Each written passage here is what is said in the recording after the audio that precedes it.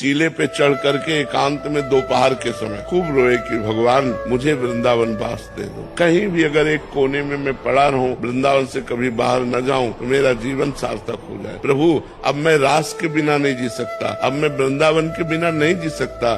जब खूब रोए, घंटों रोए और रो करके सोचा कि अब चलो काशी चलते हैं। पुनः जैसा हमारा जीवन था, तो जो ही उतरे तो एक छोटी सी इतनी बड़ी लाली गौर वर्ण की हमारा चला पकड़ा। दोपहर का समय था और बस ऐसे घूमने लगी चारों तरफ और बोले थे जाएगो बाबा जाएगो। तो हमारी तो कुछ समझ में नहीं आ रहा था क्योंकि भाव में एकदम उतरे थे। अचला छीना ऐसे चल दिया। जब आगे चले तो हमारे दिमाग में आया ये लाली क्या कह रही थी, जाएगो बाबा। हम ऊपर सोच के आए कि काशी जाना है, ये क्या, ये लाली क्यों। तब लगा यार श्री जी तो नहीं थी। फिर लौट के आए, हमें लगा कि किसी गोस्वामी की कन्या होगी। तो लौट के आए, वहाँ आस पास पूछा तो बोले यहाँ तो बाबा जी रहते हैं सब, तो यहाँ तो कोई कन्या है नहीं, लड़की है नहीं। बस हमारे समझ में आ गया कि हमारी लाडली जू हमारे छोर को पकड़ लिया। जिस आश्रम में हम रहते थे उस आश्रम में गए तो पहले से एक संत खड़े थे। उन्होंने कहा बाबा एक महेशानंद गिरी जी संत हैं, आप उनको नहीं जानते, उन्होंने आपको देखा है, वो आपसे मिलना चाहते हैं। क्यों, जब जानते नहीं तो क्यों मिलना। बोले हमें पता नहीं लेकिन आपको बुलाया है। हम गए,